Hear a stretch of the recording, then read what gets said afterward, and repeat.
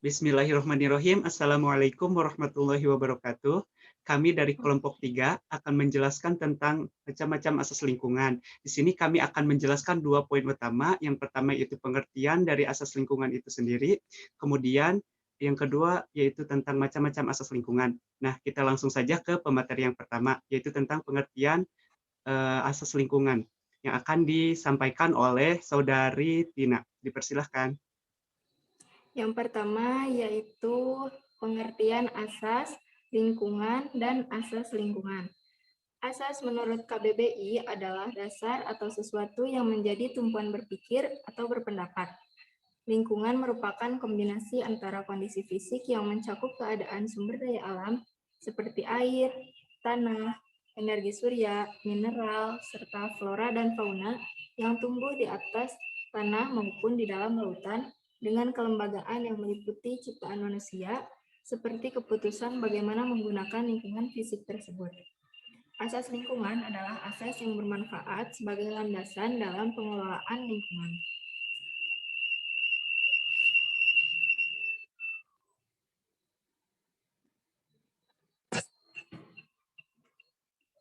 Sekian dari saya. Terima kasih. Terima kasih kepada Saudari Tina. Kita lanjut langsung ke macam-macam asas lingkungan. Di sini kami merujuk 2 sumber. Yang pertama itu menurut Nursid, terdapat 5 asas ekologi atau lingkungan, kemudian bersumber dari Undang-Undang Nomor 32 Tahun 2009 tentang perlindungan dan pengelolaan lingkungan hidup. Di situ menyatakan ada 14 asas lingkungan hidup. Nah, kita ke macam-macam asas lingkungan yang menurut Nursid. Dalam Sumerwoto yang akan dijelaskan oleh saya sendiri. Nah, di sini menurut beliau terdapat 5 macam asas lingkungan. Yang pertama yaitu asas keanekaragaman, bahwa setiap makhluk hidup itu, baik nabati maupun hewani, yang ada di alam ini jenisnya dan jumlahnya itu beraneka ragam.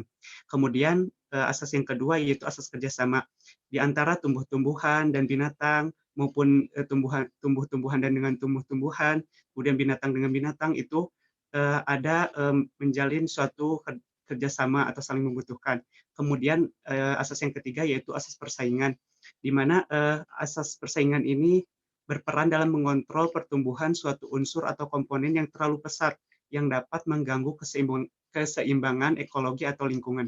Di mana bisa saya contohkan yaitu seperti ketika banyak pertumbuhan tikus di sawah, nah itu bisa menggunakan asas persaingan ini dengan adanya suatu konsumen yaitu ular maupun burung hantu akan terjadi persaingan gitu untuk memutus pertumbuhan yang terlalu pesat dari tikus itu. Kemudian asas yang keempat yaitu asas interaksi. Pertumbuhan dan perkembangan individu atau kelompok jenis makhluk hidup di antara ekosistem terjadi karena ada hubungan timbal area yang aktif sesamanya atau adanya timbal balik gitu antara makhluk hidup dengan ekosistem.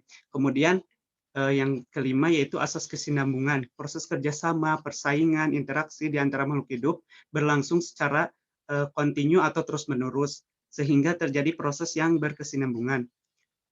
Nah, kemudian ini ada berdasarkan tadi Undang-Undang Nomor 32 Tahun 2009 tentang perlindungan dan pengelolaan lingkungan hidup. Nah, di sini ada 14 asas. Asas yang pertama yaitu asas tanggung jawab negara. Asas tanggung jawab negara adalah perwujudan dari prinsip negara sebagai sebuah organisasi kekuasaan politik yang di dalamnya mengandung sebuah pengertian bahwa negara berkewajiban melindungi warga negara atau penduduknya, teritorial dan semua kekayaan alam serta benda-benda dari negara dan penduduknya. Jadi di sini asas tanggung jawab ini pada dasarnya itu adalah tanggung jawab negara, tetapi pada realisasi atau implementasian untuk menjaga kelestarian lingkungannya yaitu oleh warga masyarakatnya itu sendiri.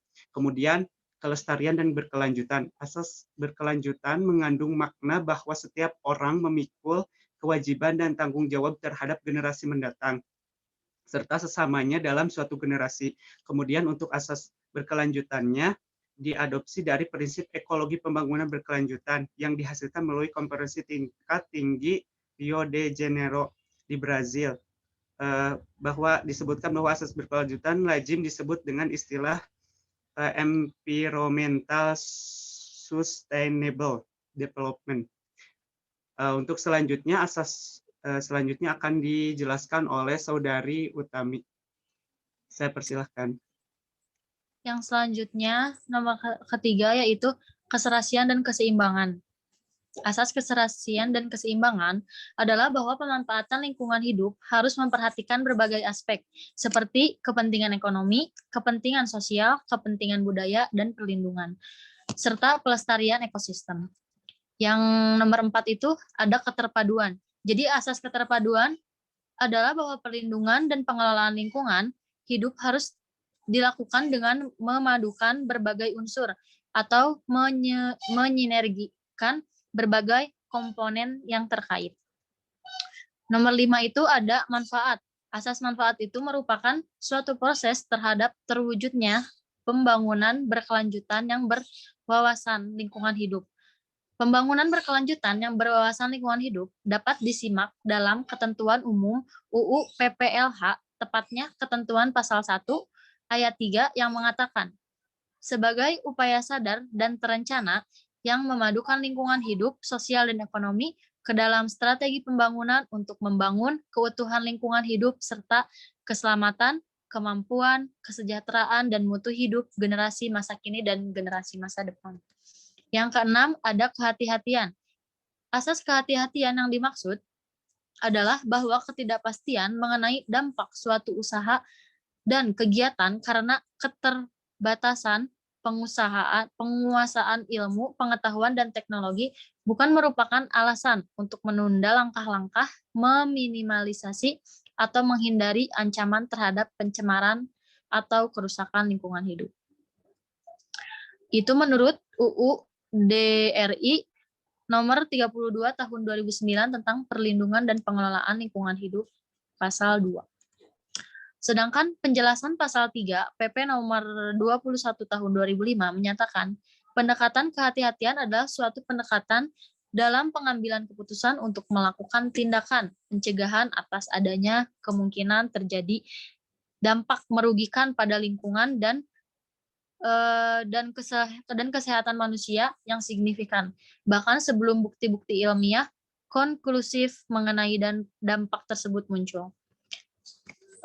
Lanjut, dalam peraturan pemerintah ini, pendekatan kehati-hatian diimplementasikan dalam ketentuan bahwa sebelum suatu PRG dapat dimanfaatkan, perlu dilakukan terlebih dahulu pengkajian dan pengelolaan risiko keamanan lingkungan, pangan, atau pakan dengan metode ilmiah yang sahih dan pertimbangan faktor sosial, ekonomi, dan etika untuk menjamin bahwa risiko pemanfaatan PRG terhadap lingkungan dan kesehatan manusia dapat diterima berdasarkan persyaratan peraturan yang ada. Selanjutnya, yang ketujuh itu ada keadilan. Yang dimaksud asas keadilan adalah bahwa perlindungan dan pengelolaan lingkungan hidup harus mencerminkan keadilan secara proporsional bagi setiap warga negara, baik lintas daerah, lintas generasi, maupun lintas gender. Itu menurut UU DRI nomor 32 tahun 2009 tentang perlindungan dan pengelolaan lingkungan hidup pasal 2. Yang nomor 8 ada ekoregion. Asas ekoregion ini adalah bahwa perlindungan dan pengelolaan lingkungan hidup harus memperhatikan karakteristik sumber daya alam, ekosistem, kondisi geografis, budaya masyarakat setempat, dan kearifan lokal. Itu menurut UU RI nomor 32 tahun 2009 tentang perlindungan dan pengelolaan lingkungan hidup pasal 2. Jadi dari penjelasan di atas itu sudah jelas bahwa pengelolaan lingkungan hidup tidak dapat dibatasi secara ketat oleh pendekatan administratif wilayah. Hal tersebut dikarenakan lingkungan mempunyai ciri-ciri ekologis yang memiliki batas-batas wilayah administratif. Jadi asas ekoregion secara prinsip bertujuan untuk memperkuat serta memastikan terjadinya koordinasi horizontal antar wilayah administratif yang saling bergantungan dari hulu sampai hilir dan dalam pengelolaan dan perlindungan lingkungan hidup yang mengandung persoalan permanfaatan, perancangan sumber daya alam maupun dalam permasalahan lingkungan hidup. Sekian. Terima kasih kepada Saudari Utami. Kita lanjut ke macam-macam asas yang akan dilanjutkan oleh Saudari Risa. Saya persilahkan. Baik, terima kasih kepada Saudara Rusdiana. Selanjutnya, mengenai asas keanekaragaman hayati. Yang dimaksud asas keanekaragaman hayati adalah bahwa perlindungan dan pengelolaan lingkungan hidup harus memperhatikan upaya terpadu untuk mempertahankan keberadaan, keragaman, dan keberlanjutan sumber daya alam hayati yang terdiri atas sumber daya alam nabati dan sumber daya alam hewani yang bersama dengan unsur non-hayati di sekitarnya secara keseluruhan akan membentuk suatu ekosistem. Untuk kekayaan keanekaragaman hayati ini tergolong asas yang dapat diperbaharui sehingga dapat dimanfaatkan dan dikembangkan secara terus-menerus sebagai salah satu komponen asas pembangunan suatu negara. Baik, selanjutnya mengenai asas pencemar membayar. Yang disebut asas pencemar membayar ini adalah bahwa setiap penanggung jawab yang usaha dan atau kegiatannya menimbulkan pencemaran dan atau kerusakan lingkungan hidup wajib menanggung biaya pemulihan lingkungan. Dalam asas-asas ini terdapat dari Undang-Undang Republik Indonesia Nomor 32 Tahun 2009 tentang Perlindungan dan Pengelolaan Lingkungan Hidup Pasal 2. Selanjutnya, prinsip pencemar membayar atau Pollute Pay Principle dalam Undang-Undang Perlindungan dan Pengelolaan Lingkungan Hidup atau UU PPLH, ketentuan pertanggungjawaban atas pencemaran lingkungan hidup diatur dalam Pasal 87 ayat 1. Nah, jika kita simak penjelasan dari Pasal 87 ayat 1 ini mengatakan bahwa ayat ini merupakan realisasi asas dalam yang ada dalam hukum lingkungan hidup yang disebut juga sebagai pencemar membayar. Maka dapat disimpulkan bahwa rumusan ketentuan pasal ini merupakan bagian dari Polluter Pay Principle atau PPP yang dimana tidak hanya menyangkut asas preventif tetapi dapat pula diartikan dengan aspek represif. Tentunya PPP ini merupakan salah satu prinsip yang penting dalam pengelolaan lingkungan selain prinsip yang ada.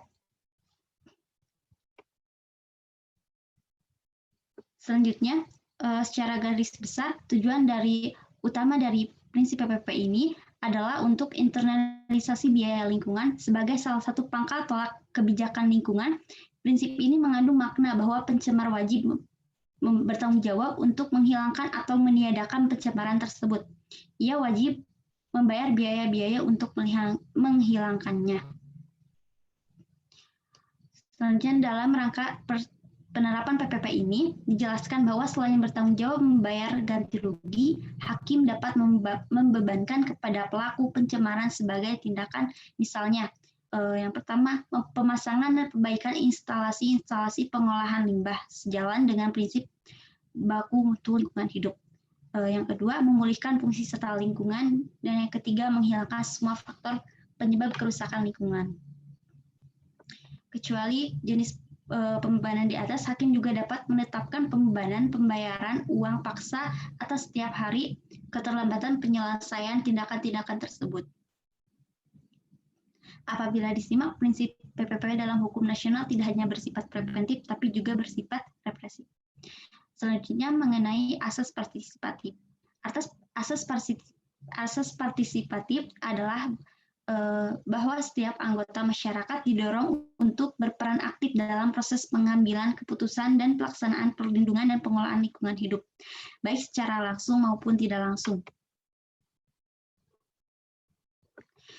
Nah, menurut Sumarto dalam Sembodo, bahwa partisipasi merupakan suatu proses yang memungkinkan adanya interaksi yang lebih baik antara stakeholder sehingga kesepakatan-kesepakatan dan tindakan yang bersifat inovatif lebih mungkin tercipta dalam proses deliberatif, di mana ruang untuk mendengarkan, belajar, refleksi, dan memulai suatu aksi bersama terjadi.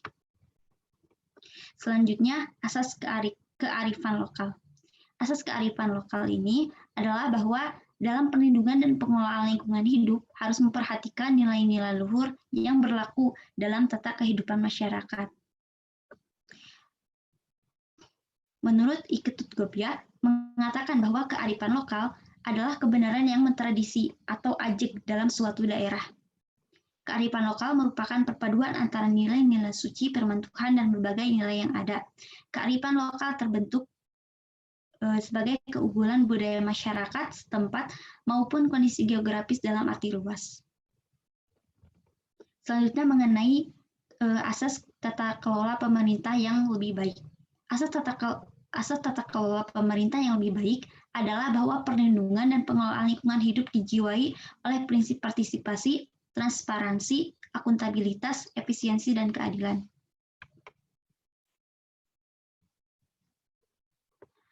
Nah, tentang asas tata kelola pemerintahan yang lebih baik ini, menurut Komite Nasional Kebijakan Kepermen berpendapat bahwa pemerintahan di Indonesia mempunyai tanggung jawab dalam pemerintahan di Indonesia dalam menerapkan standar good government atau tata kelola pemerintah yang baik yang telah diterapkan di standar nasional.